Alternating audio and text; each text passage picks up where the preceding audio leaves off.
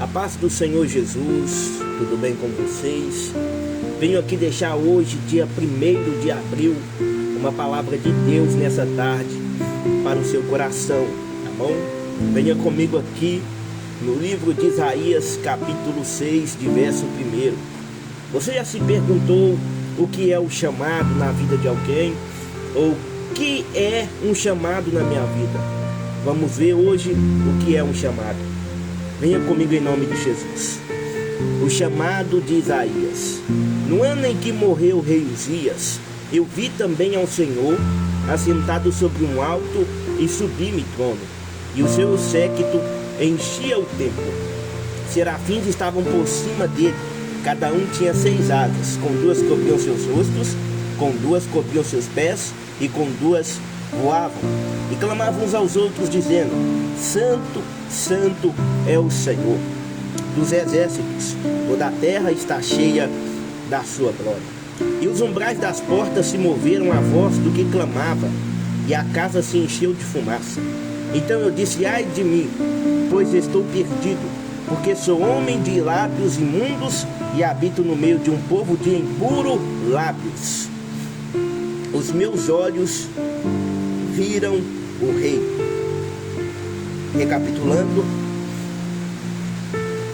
os meus olhos viram o rei, o Senhor dos exércitos. Porém um dos serafins voou para mim, trazendo na sua mão uma brasa viva que tirara do altar com uma tenaz.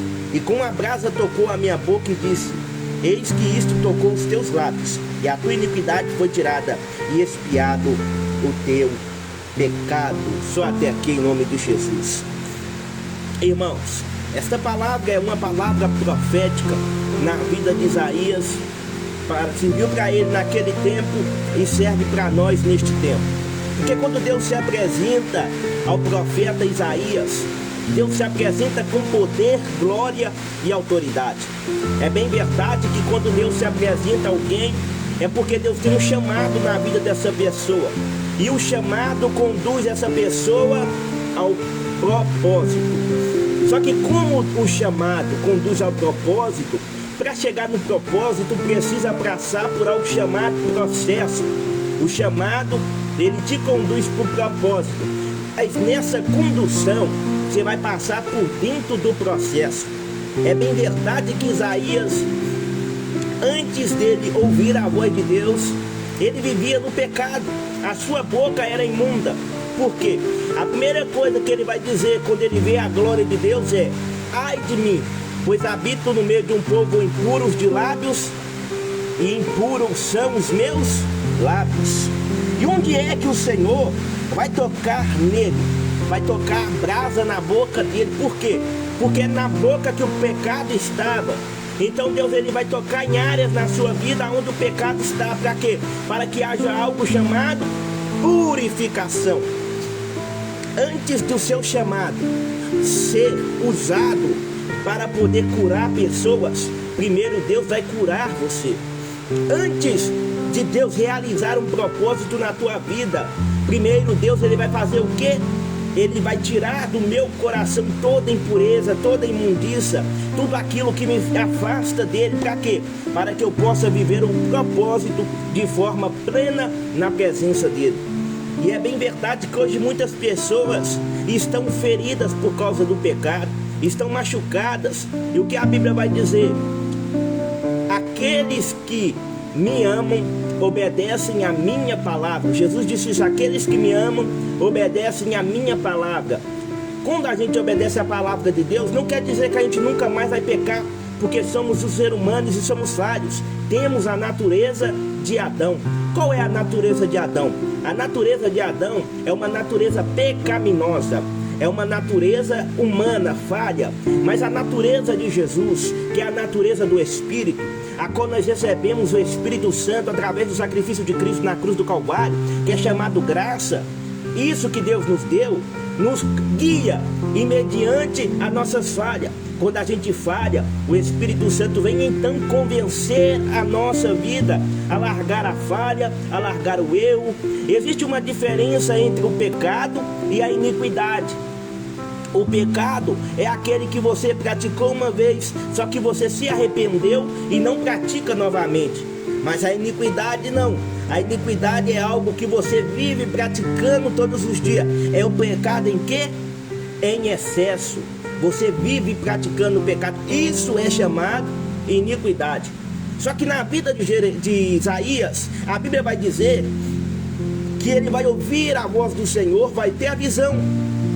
E a visão que ele vai ter é uma visão esplêndida, espetacular, que é Deus se apresentando a ele de forma sobrenatural.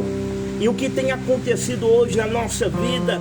Ultimamente não temos tido visão, ultimamente não temos ouvido a voz de Deus, ultimamente não estamos buscando a presença do Senhor. E isso não quer dizer que Deus não tem propósito contigo, não quer dizer que Deus não tem propósito e nem chamado na tua vida. Na verdade, Deus tem uma chamada, um propósito na vida de toda pessoa. Mas o que acontece? Muitas pessoas não querem viver o chamado de Deus que Ele tem para a vida delas. Muitas pessoas rejeitam e renunciam àquilo que Deus preparou para elas.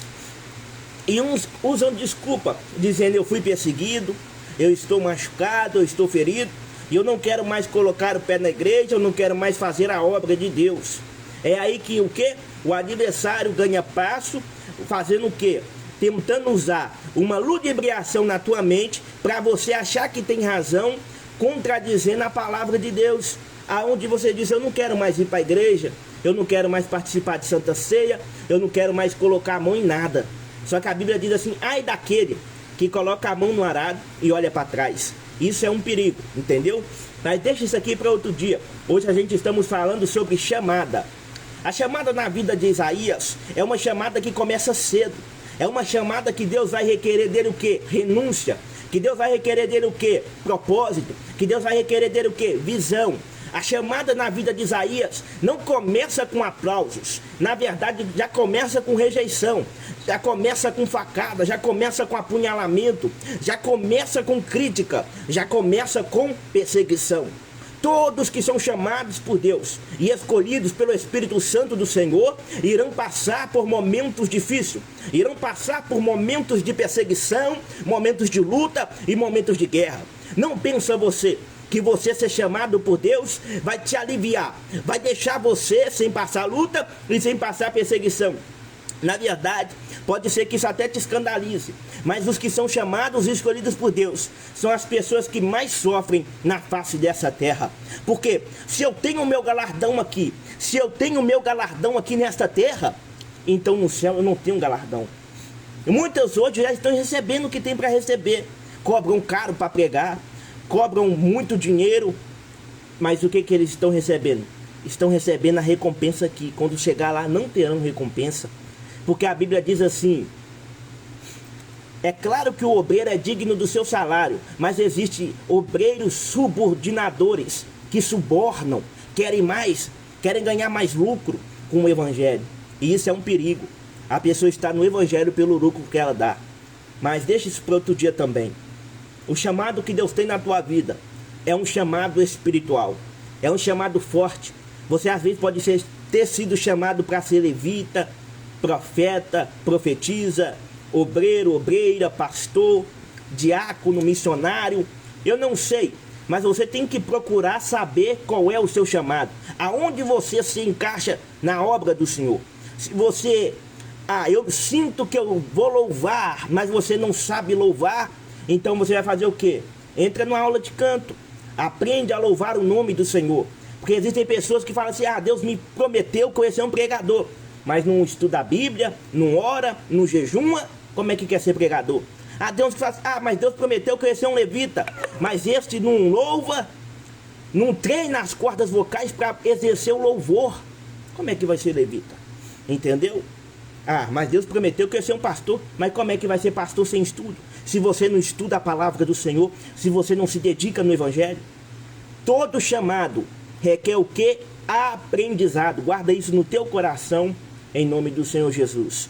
Que Deus venha abençoar o seu dia, tenha um dia abençoado pelo Senhor, e que Ele venha guiar você em cada detalhe da tua história, em nome de Jesus. Deus abençoe a tua vida.